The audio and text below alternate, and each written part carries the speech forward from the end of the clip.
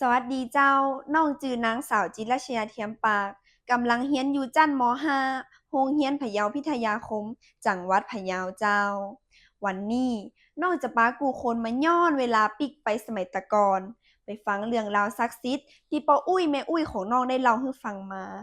ตำนานนี่เป็นตำนานที่บ้านของน้องบ้านจำปาหวายเจ้าพระธาตุดอยน้อยบ้านจำปาหวายคุณหญิงคุณนาย ยิงใจหนุ่มเทาอยู่อำเภอเมืองพะเยานี่เล่าเป็นพระธาตุเจ้า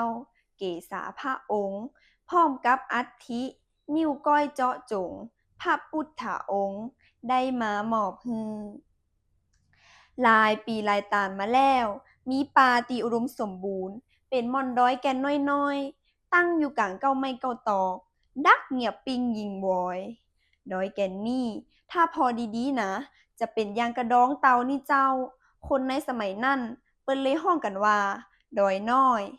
แต่ในตอนนั้นบ่มีไผฮู้เลยว่าดอยแก่นน้อยๆอย่างอี้จะกลายเป็นที่ประดิษฐานของสิ่งศักดิ์สิทธิ์ที่ช่วยก้ำจูหัวใจของเจ้าบ้านเฮาคือได้มาไหว้สาปูจากันเจ้าเรื่องมีอยู่ว่าวันหนึ่งพระพุทธเจ้าเปิ้นได้เสด็จสัญจรต้องเต้าเตียวมาโพดผายเวนยสัตว์ตีเมืองพะเยาแล้วมาประทับอยู่ห่มเก้าโพตีตีนดอยน้อยแห่งนี้มีสองเท่าผัวเมียติญะให้ญะสวนอยู่แถวหันเตวมาหันพระองค์เลยเลื่อมใส่ศรัทธาแต่สองเท่าผัวเมียนี่เปิ้นบ่ได้มีอะหยัง แก้วแหวนเงินคำเปิ้นก็บ่มีของมีค่าเปิ้นก็บ่มีก็เลยอู้กันว่า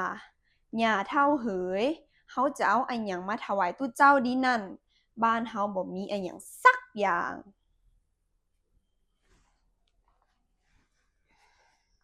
เออผู้เฒ่าหลายฟ้อยบ้านเฮาก็มีกะมะเต้ากับมะแตงบ่อีย้อด้วยใจที่ศรัทธาของสองเฒ่าก็พากันเอามะเต้ากับมะแตงที่เก็บมาจากไร่จากสวนมาให้พระพุทธองค์แล้วก็รับศีลรับปอน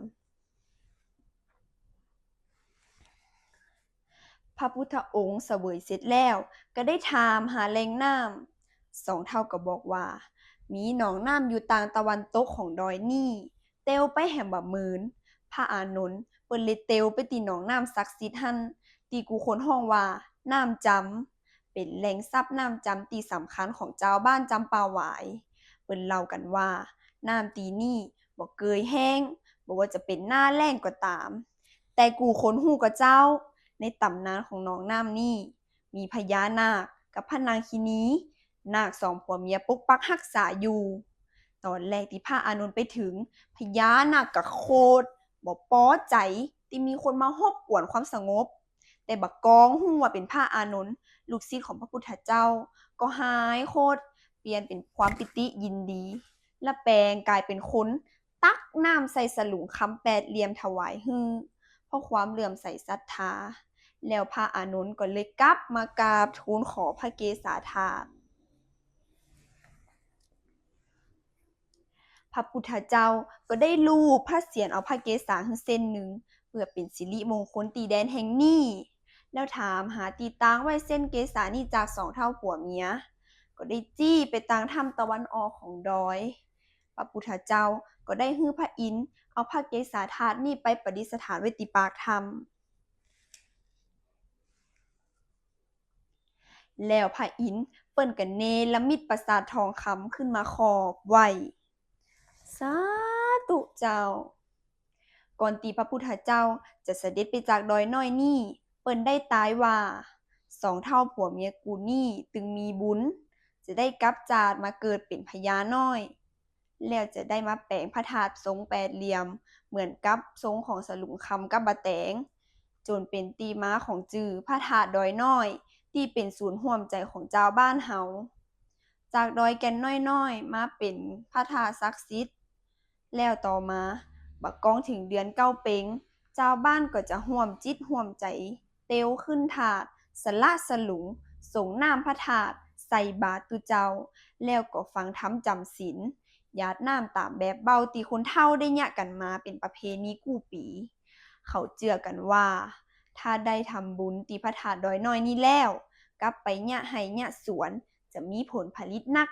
กาพริก ก้าหอมก้ามาเต้ามาแตงหรือจะก้าหอมแดงก็จะได้เงินหมื่นเงินแสนเนอเจ้า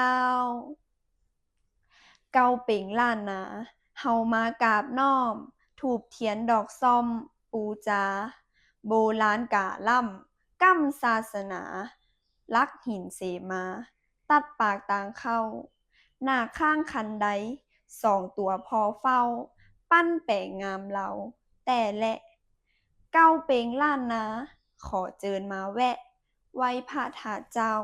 ยิงจ่ายวุฒิจำเริญเงินคำมีหลายจื่อเสียงเรียงรายงดงามเตียงมันบ่เจ็บบ่ไข้สุขแสนสุขสันต์อยู่กันมวนงันเหมือนกันจูผู้เหมือนกันจูผู้ขอบคุณเจ้า